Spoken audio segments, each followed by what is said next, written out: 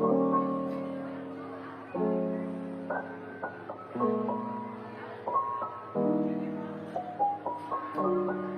at Simon & Schuster India are happy to welcome all of you to the launch of the paperback edition of Shobha De's Lockdown Liaisons, a unique anthology of short stories that will speak to each and every one of you as it has to me, as we struggle to make sense of the pandemic and the way it has changed the way we used to live from day to day. What connects is very different and unusual stories by Shobha De, these first-person narratives of men and women from different walks of life, is that each story is in its own way one of love, longing, and the universal desire to find connections and understanding, even in the worst of times. So today we are especially delighted to have with us the very gorgeous Sonali Bendre, who needs no introduction, so I'm not attempting to give one. It's a real privilege to have her here with us. And Sonali Bendre's book club, which she set up in 2017, has fostered and nurtured the habit of reading over the last few years. And we are delighted that she will be in conversation with our wonderful author, the amazing, inimitable Shobha De. Over to both of you. Thanks, Himanjali, and thank you so much, Sonali, for doing this. I know how prestigious your book club is and how informed your book club members are, and they're so enthusiastic about books, and that's very important, to be able to encourage people to keep this going, because without words, without imagination, without books, what is life? Shobha, I cannot tell you how happy I am that we are doing this, and I'm just thinking that why haven't we done this before? Well, this is part of the lockdown. You're iconic. There is no two ways about that, and there's so many questions that I want to ask you. Whenever we've chatted, and I've always, bombarded you with questions, but different. And now this time round, you cannot get diverted and nobody else can come in between, and I have all your attention, and I'm going to make the most of it. But like what you said just now about words and how important words are to you, I read that in your foreword also when you said that this words was what has healed you in this lockdown.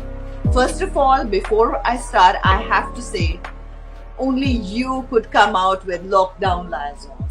Completely amazing. How can you? And how productive can you be? It's amazing. Hats off to you. Thank you. And launched it, and here we are with the paperback. I want to show this here. Can you see this? It's beautiful.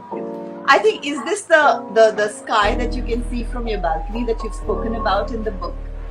The sky has an interesting story in my narrative for Lockdown Liaisons, is that when Himanjali and I and Simon & Schuster, we were planning the e-books, and we wanted to give each book a certain identity, and what would connect it better, I thought, for all of us trapped and feeling claustrophobic in our homes with only four walls making us feel what we were feeling, a sense of being enclosed. And I said, well, the sky is the best symbol of all the freedoms that at the moment have been denied to us. And the sky belongs to everybody. So I thought to myself, and I suggested it to Himanjali, that let's connect up all the books with different skies. The first two were regular skies which we could source. And then I asked my 4 children who actually live in Mumbai to give me their skies, their version of skies. And so all 6 books have skies. And then finally we have the paperback, which is actually an original work of a sky, which is symbolic of the book and the narrative and all that is in the short stories. And it's a painter called Vivek Sharma, who is an old friend of mine, and he presented a sky to me many years ago. And then subsequently we bought a lot of skies from him. And this particular sky belongs to my daughter Avantika, and she was kind enough to loan it to us for the book cover. And Vivek was kind enough to let us use that. And I remember you being on one of my covers in my early novels. Yes, oh my God, yes. Amazing. This is a So story we've come full circle in a way. Everybody, for anybody who doesn't know, just when I started, and I never had a portfolio in my life, and the first thing that I was shooting for was in these days when everything is so politically correct. At that point of time, we were not so politically correct. It was a fairness bleach that I was that we were shooting for, and I was shooting with the most amazing photographer Gautam Rajyadach, who is related to Shobha. And at the end of the shoot, he says that, Shobha is my cousin, and she's written this book, and we are looking for someone for the cover. And is it okay if I click a picture and if we use it?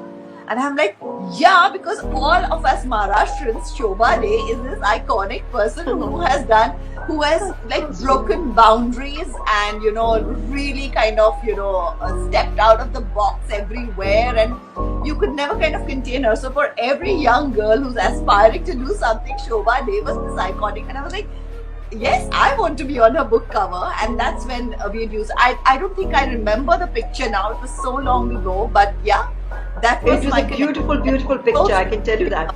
I think, the picture sold the book perhaps more than my content. Now you're really, really kind, but that's It not was a gorgeous portrait. So covers are very important. You were always one of those authors. I mean, you kind of broke that barrier, or I don't know what would you call it, because you wrote what you would call the bold novels. You wrote in a language that was, in books we didn't read that language. There was Hindi coming in. It was English. It was so Indian, and it was urban also to a certain degree. And they were bold. Where did it come from? And you were kind of the pioneer in this sort of thing. How did it happen? It was so early, and so many years back. Now there are a lot of people doing this, but how was it? Was it a lonely place? What did it feel like? What made you break this barrier? It was 35 years ago, actually. But I didn't plan it. It's not something that you sort of set out to do, saying, now I'm going to break a barrier, now I'm going to break a mold. It's not part of a strategy. You write the book that you want to write. You want to write your truth the way you see it. You want to write a story that means something to you and which you want to share with the world. So when I was commissioned that first book, I had no other kind of thought in my mind other than to write a story that I was on sure grounds with. Your first book is always in that sense quite revelatory, as I'm sure a lot of authors may have told you. It is because you mine your own experiences, you mine your own life, because it's what you know best. It's territory that you are familiar enough with to be able to document it in a way that's interesting for readers. So I didn't go out there waving some sort of a flag saying I'm going to be bold, I'm going to be different, I'm going to be a revolutionary, I'm going to show everybody how bold I can be and what I can say. But it was very, very important to me as a woman to exercise my freedom to say what I wanted to say without inhibition. So whether it was about sexual relationships, whether it was descriptions of the sexual act, it was seen from the point of view of a woman, because all my protagonists and all my heroes have been women in all my novels. And I just felt very strongly that women's sexuality is underrepresented. It continues to be underrepresented even in 2020. And it's not considered somehow acceptable for a woman to talk about her sexual self or her sexual feelings. And I didn't again plan to do that in any kind of a way that said, hey, you know what, I'm going to start a sexual revolution with this. It just was something that was very natural. It came naturally to me. It was part of the narrative. But yes, no, not many people. I'd say Kamala Das had written about it, but it was different because she had written about her own sexuality, and she talked about it in a context which was extraordinarily bold and provocative, because she was actually discussing her own sexuality, her own marriage, and her own experiences in a kind of an autobiographical context. So, but we in India have had a tradition over centuries of women poets, particularly from South India, and the Telugu poets and classical poets going back for hundreds of years, who wrote erotic poetry. And we somehow don't want to recognize that. But I felt very strongly that as a modern woman, I had every right to write what I wanted to write. And if that included sex, then I was not going to run away from it. Plain and simple. That is about the sexual part of it and the bold part of it. But also, as an author, a lot of times, when the use of language and how you play, the way you use words is beautiful, but the way you use your language.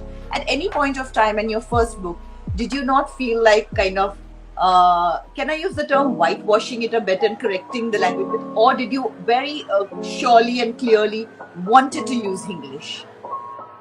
I was very, very sure that I wanted to use the English as we speak it, we think it, we experience it. And in Mumbai, which is like a cauldron of mixed dialects, mixed accents, mixed ways of expressing your oneself. I mean, street speak in Mumbai is very unique. You can hear bits of Gujarati, you can hear bits of Tamil, you can hear Marathi, of course, and there can be bits of Hindi, Punjabi. It's a delightful Bombaya, which I find irresistible.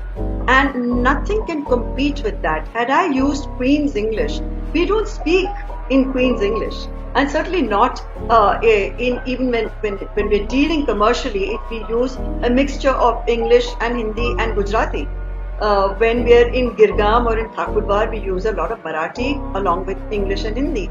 I wanted that to be reflected because I think language is something that is not set in stone. It is very fluid and it's evolving all the time.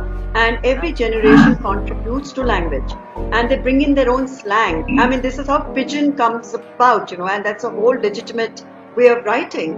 So Yeah, look when at I them all Yeah. short form little words and LOLs and stuff like that. I mean, the language yeah, is. yeah, And my but son like for said, example, why do you want to use such a big word when you can just use an acronym, So I was like, what Yeah. does it mean? Yeah, I get what so you that say. English was something important for me to establish. It established my own identity as a writer who was not writing the way we were taught in our schools, and it wasn't the British legacy of English. It was our own English, and I'm very proud of English. And if I'm called the grandmother of English, I always feel like taking a bow because this is really how Indians speak, and I wanted to reflect Absolutely. that. Yeah. That was the reason. That was also a huge way to identify with the book, because suddenly here was a book that was speaking like us and not like somebody who was, like in Britain or something. So going back to that first time and when you started with it, I'm just kind of, it's been so many years, and this is a question. What was the reaction? What happened after that first book came out, and what was the reaction? Well, as it often happens, your most stringent and the most vicious critics are always your contemporaries. So I was trashed because I was already an established columnist at that point. So it's not that I was some unknown writer, emerging from the woodwork and here's my book, guys, kind of a thing.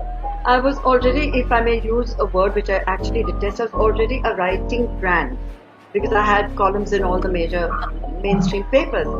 So colleagues are always dying to pounce on people who are trying something a little different. So the first few reviews were so devastating, all of them written by so-called friends in media, and it was, I was sort of kind of astonished. I mean, it was only a novel. I mean, why would it raise such a furore? It became such a big thing. It was blown completely out of proportion. Like, it's Lady Chatterley's lover in today's context, and that too written by a woman who wore saris and is Maharashtrian and middle class. So it was breaking lots of rules as were established at the point. But after a point, it didn't really bother me at all, and I was already into my second book by then, and I'd be damned if I was going to back off and get all apologetic and say, oh my God, what have I done? So I carried on writing, and which is what I've done since then. 35 years later, here I am, I'm still writing, and hello, where are my contemporaries? Where are those colleagues? Absolutely. So this is another first now. What you've done is the Lockdown Liaisons. 6 stories. In the foreword, you write about the initial part of the stories that came out, which were angry and, what happened to those stories? they reflected what I was going through myself, and there was a lot of Those first few stories, or these are the later ones when you had calmed down? Well, in the book, they're kind of mixed up because I told Himanjali that let's not publish the paperback in sequence.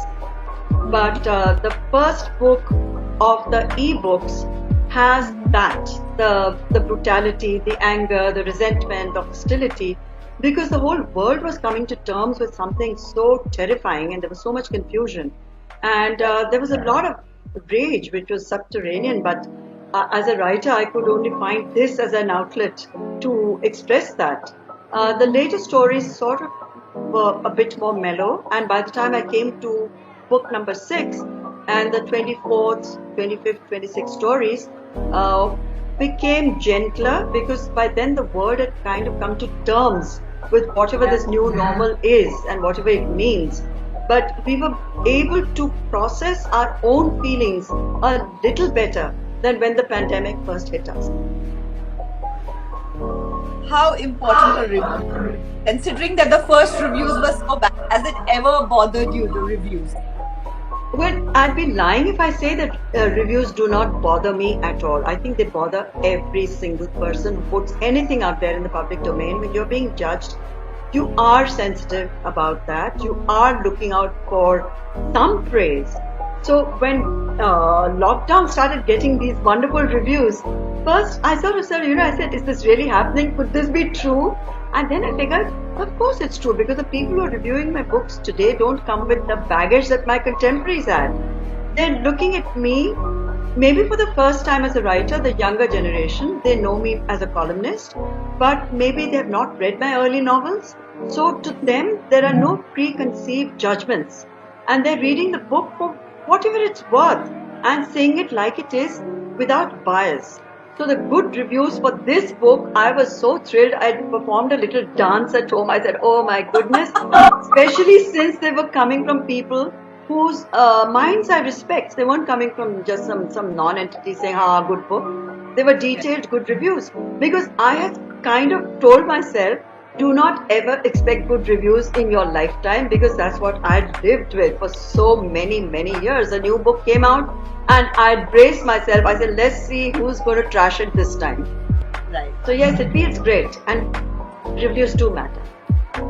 Yes, of course. All of us as artists, you want the definitely. It's not about You want appreciation. Yeah. You do want that, absolutely. How do you think this lockdown, this pandemic is going to change the Lit Fest? Because you're on board with a lot of Lit Fests in India and you're very active. So how do you think that's going to change? Because for all of us readers, those have been very strong outlets where you look at what is coming out, who is talking, and you've been looking at it with you really look for new things coming out and new opinions coming out of there. So how do you think it's going to affect the Lit Fest? Well, LitFest will have to, for the moment, at least I would say for the next 6 or 8 months, have to shelve the idea of a proper physical LitFest, because the point is that even if you were to go right ahead and announce a LitFest in early 2021, we don't know right now what the travel restrictions are likely to be. A lot of the attraction was authors coming in from other countries, from other cities, and interacting with readers in a direct and organic and wonderful way at these LitFests. That was the whole point of the LitFest. It was never about great sales. It was about the energy and the charge you got from actually meeting other writers and meeting readers. That I don't see happening, not for another a year, and I'm being optimistic when I say a year. So the virtual LitFest is what everybody is now figuring out a way to host in an interesting manner.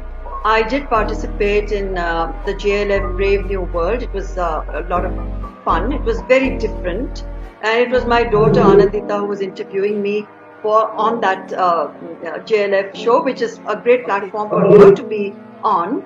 And the first time that a mother was being interviewed by her daughter on an important platform. So for both of us, it was a big thing. But yes, there is no comparison to what it's like when you see the energy that comes from the crowd, when you have readers coming up to get your book signed, all of that. I sorely miss that, and I'm going to miss it till we get back into the swing of things. But meanwhile, all the LitFest organizers, and I'm on the advisory boards of quite a few, we've just been racking our brains to deal with the pandemic and do what we can to make even the virtual experience a little different and engaging, and get as many writers on board. It's an important year for Southeast Asian women writers. I like to emphasize women writers because the Booker, the long list is out, and we have at least 4 very prominent, wonderful women from our part of the world represented on that list. You're straddling 2 worlds in a way, if I could say that. You started writing when it was all about pen on paper, writing properly. I don't know, what is your process like? Do you actually write longhand, or do you type things in? Something, I feel almost like a dinosaur when I confess that all my early books, maybe the first 15 books, which includes novels and non-fiction, are all entirely handwritten. And on these physical, the old, what we used to write notes in college, those Right. exact those what do you call them? Those writing pads, Yeah. writing pads and cheap A4 ballpoint pens. That's it. So I have God knows how many of them. I haven't really. I've not been a good girl and kept them in a wonderful way, which is archival. They're dumped somewhere in our home in Alibag. I'll have to go and find them. But yes, it was all written longhand. Till one day my wrist gave up on me, and I had a serious problem. What's called a writer's wrist. If you start getting, you can't write anymore because your fingers they freeze. So then So I had. Right. So then I switched to a laptop, and also I used to be a bit of a bully, and my children were much younger, and I could bully them then. That my columns used to be keyed in by then. Then they had their exams and stuff, and one fine day they just dumped a laptop on me and said, "Now you're going to do it on your own. Sink or swim, but we're out of this. Just do your own stuff and learn as fast as you can." So I had no choice. So now it's entirely So from the laptop. long and e-books, I mean, the world is changing, and Oh, yeah. you are kind of, in that sense, straddling these 2 worlds, and very, very effectively and very well. So, what is your take on it? What do you feel? Do you miss holding a book?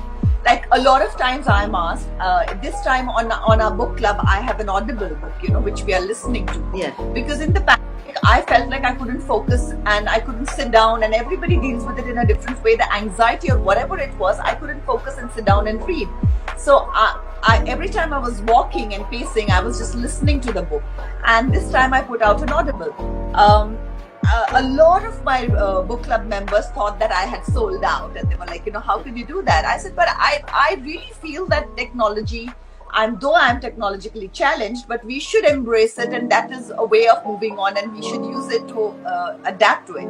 What do you think about tech? Because you are a person who is straddling both the worlds very successfully. Shonali, I completely agree with what you just said. We have to embrace new platforms and new ways of expressing ourselves. And even though I'm not a techno whiz, my children will tell you that, but it's very important to be plugged into whatever is happening in that world. Otherwise, you're going to be left out, you're going to be left behind. So whether it's an e-book, an audio book, or a physical book, a book is a book is a book. And there will always be writers, there will always be words, there will always be poetry, there'll always be a novel to be written, and there'll always be a reader who's interested in hearing or sharing or reading and responding. And that's the main reason why any writer writes, to communicate and to share. Will you miss the bookstores then? What do you think is the Desperate. future of? Well, at the moment, the bookstores, there's a huge crisis, as I'm sure you're aware. Most of them across the world are bringing their shutters down. Iconic, classic bookstores going back 100 years and more have had to shut shop. But I do believe very strongly that the physical book is going to survive regardless, when it's a slightly more stable world, and that maybe 2 years down the line, 5 years down the line, I don't know. And publishing will be reinvented in its own way with all the formats available, including walking into a bookstore and being able to listen to a book or, get a book online and pay for it and sit in a bookstore and read it or buy it. So just as bookstores changed some time ago and offered music and toys, and everybody said, I mean, how atrocious is this? You don't go to a bookshop to buy toys and music, but everything became quite compatible. We got used to it. So bookstores, there is no substitute for walking in, touching books, sitting there, meeting other people, sharing an opinion with someone, So here's to bookstores opening. Absolutely. Also, launching ebooks, and in the COVID times, you are launching this new book. How do you think marketing is changing in these times? Because you've been very good with it, and you've always been in the forefront with this. So, how do you think it's going to change? But marketing at the moment, there are a lot of very bright, very young, extremely creative people who are doing fun stuff to market a book. Like my young team at Simon & Schuster. I mean, they had to think, they're all working from home as we all are, and they had to think on their feet because this book had to be brought out first as a series of books every weekend, which is a challenge enough. And you had to use all the platforms to market the book. How do you put it out there? That, there is this book out and you can get it from Amazon Kindle and so on. And they did a terrific job. And they would have these flashcards, they would have these games. In the last round, they even acted, and I said, all of you deserve roles in movies after this. Because they were doing it on, I don't know how it was being put together. We must get Abhay to tell us the secret. But it all works. These are going to be new ways of telling our stories and marketing books and movies and whatever else. And I'm so confident that we will find the means to do it, which are not the old conventional ways of marketing a book. But every writer wants to go out there and say, hey, I've got a new title out, and why don't you pick it up, read it, and share what you felt about my writing. Write to me directly, DM me. We're all now getting to the stage at whatever age we are where we can't ignore the new platforms. We can't say, oh, I'm such a snob. I don't know anything about Instagram. I'm not going to post anything on it because, I'm too literary for any of this. No, I'm sorry. But then, suffer. If you think you'll just be out of the whole loop. You're going to miss out so much. It's very exciting. I find all the platforms enormously stimulating, and I'm learning all the time from the young. Yeah, absolutely.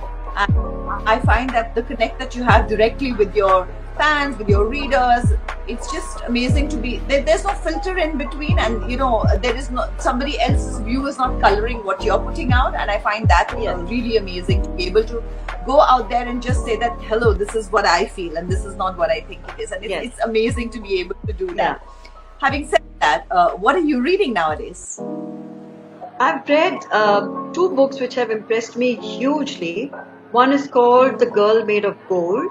You might love it because it's about the Devdasis in South India, and it's a very intriguing book. It reads like a thriller. I reread it 3 times. I don't think I've ever read any book twice because I wanted to understand the book more thoroughly, because every chapter and every character that's introduced leaves a clue. It's not a very fat book, but it's worth every word of it is like written in gold, not just the girl of the title who's the girl in gold. And right now I'm reading A Destination Wedding, which is written by this successful girl in New York, Basu, Miss Basu, Vidya Basu. Sorry if I'm getting her first name wrong. I know she's Miss Basu. It's on my table. Destination Wedding is actually meant very much for a Western audience, because for us it's all, okay, we know all about our destination weddings. It's like an NRI, it's like how Indian matchmaking, Diksha Basu, that's the book. Okay. I'm kind of enjoying it. It's doing well internationally, but for us it's not exciting. And of course, the third book I would nominate would be The title is Burnt Sugar in the UK. It's written by Avni Doshi. It's again on the long list for the Booker, which is a huge thing, Okay. and I hope she makes it to the shortlist. And it'll be fabulous if she actually wins the Yeah. Booker. And I read it with the original title, which is The Girl in the White Cotton Dress. Also, it's a strong mother-daughter conflict kind of a story, and extremely well structured. And she's a very, very gifted writer, and could turn out to be the next Arundhati Roy for all we know. Wow. So, with your permission, I'm going to books on Sonali's book club as something recommended by you. If that's okay with you, I would love to do Absolutely, that. sure, Yeah? of course, Okay, with pleasure. I'm looking forward to doing that because we do, you read one book, but there are so many other recommendations that keep going so that people can pick what they want and, can be reading what they want. Having said this, there was one more question that I wanted to ask you, and I'm just, I lost my thought while you were talking. I thought of it and, damn, brain fog. This is post my treatment. I've had this problem of brain fog. I'm talking something and sometimes I just miss it, but it'll come back to me at some point. Yeah. Anyway, what I want to know is that, okay, reading, you love reading, but what are you watching? You're in lockdown, we're all stuck here. What is it that Shobha De watches? When I'm not binging, let's put it that way, on Netflix or any other platform, like a lot of people are. I'm very picky about what I watch because time is very precious. So I don't want to watch, a lot of garbage because, frankly, I'm never, ever bored. I never have extra time just hanging on my hands and I have to say, oh, what am I going to do with this 1 hour? So I watched Arya with enormous interest because I wanted to watch Shushmita Sen and her big comeback, and she's been absolute. She was glorious in that. Perfectly cast. Yeah. I enjoyed it very much. Yeah. I enjoyed watching Sikandar Khair in that, and I'm looking forward to the Yes. next season to see how his character goes. And of course, I watched Indian Matchmaking because she is a character who fascinates me a lot. Seema Taparia has become a cult figure, and I wanted to understand the phenomenon of what it is that everybody is hooked onto, because the whole matrimonial game and our obsession with shadis is not something that's new to any of us. It's not something that we're unfamiliar with. So what is she saying about adjusting, flexibility, and so on, that a girl has to be fair, she has to compromise, all of that is not the first time we're hearing it. Then why are we reacting the way we are to it? Why are we all completely mesmerized by her? But all the mirror. We should. The mirror. This is the mirror to our society, and we just see Absolutely. that, oh my God, this is what we are. This is what we do, and this is what happens every day in our society, and that's showing. She's so unfiltered. She's just herself. I think that also makes a huge difference. Yeah. But this is the reality. This shows that this is the reality and what is happening. Any movies that you've seen? Anything that you've liked recently? I've seen a few old movies which I enjoy sometimes much more. You get into your Shabana Azmi mood or something like that, and you go back to see Ankur and Mandi and some of her absolutely brilliant performances, Smita Patil, Bhumika. There's certain movies which I have not found the time to watch as much as I would have liked to, and I'm revisiting those, and I absolutely and thoroughly enjoyed Shakuntala Devi. I thought Vidya was terrific. There are a lot of people who've been, slamming the makers for representation they feel is not accurate, but that's fine. It's told from Shakuntala Devi's daughter's point of view, and it's more a mother-daughter story than the story about a mathematician, genius lady who, captured the imagination of the world. And I found those sequences very interesting, and I found Sanya and her interactions on screen also fantastic. And at the end of the day, Vidya Balan is Vidya Balan. You can't you can never get a lousy performance from her, no matter what the role. So I loved it. I wasn't bored for a moment. Yeah. That's good. So Shobha, I'm going to once again pick this up and wish you all the best for this. And from the ebook to the paper, I have started reading it, and I'm just breezing through it. So really enjoying it. And like you said, that what I'm going to do now from this is I'm going to start. Now that I've spoken to you, I'm going to look at which are the ones that you must have written earlier and which are the ones that you have written later in the lockdown. Is what I'm going to look for, and I hope I get it right. Next time I meet you, I'm going to take notes on that, and let's see if I get it right. But I'm all the sure you best will. Thank you so much. all the Thank you. best for this, and I just have to say this: I really love you. Mwah. Mutual. Ditto, Love you. ditto. Thank you. So thank you both. Thank you, Shobha. Thank you, Sonali. It was also so lovely to know more about Shobha's journey as a writer. Thank you, Sonali, for the thoughtful questions that led to this being such an insightful, intelligent conversation. A big thank you to you both. For those who want to read the stories, the book is now available in bookstores in every part of the country and, of course, online as well. Thank you. Ciao, ciao, everyone.